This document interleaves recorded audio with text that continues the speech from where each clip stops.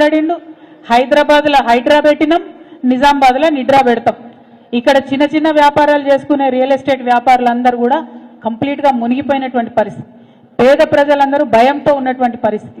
నిజామాబాద్ చుట్టుముట్టు ఉన్నటువంటి వాళ్ళందరినీ నిడ్రా పేరు పెట్టి మళ్ళా బుల్డోజర్లు పెట్టి కూలగొడతామని చెప్పి మహేష్ కుమార్ గౌడ్ గారు మాట్లాడినటువంటి పరిస్థితి.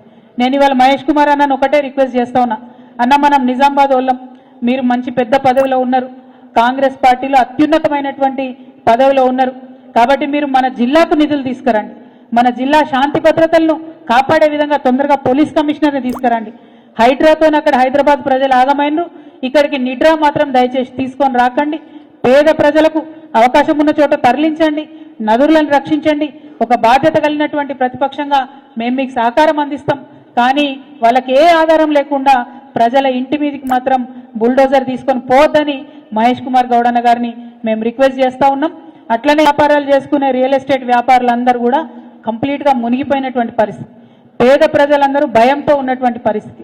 నిజామాబాద్ చుట్టుముట్టు ఉన్నటువంటి వాళ్ళందరినీ నిడ్రా పేరు పెట్టి మళ్ళా బుల్డోజర్లు పెట్టి కూలగొడతామని చెప్పి మహేష్ కుమార్ గౌడ్ గారు మాట్లాడినటువంటి పరిస్థితి.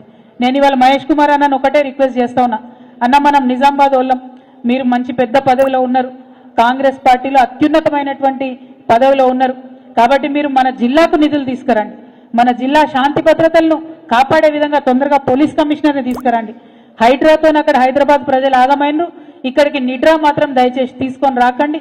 పేద ప్రజలకు అవకాశం ఉన్న చోట తరలించండి, నదులను రక్షించండి. ఒక బాధ్యత కలిగినటువంటి ప్రతిపక్షంగా మేము మీకు సహకారం అందిస్తాం.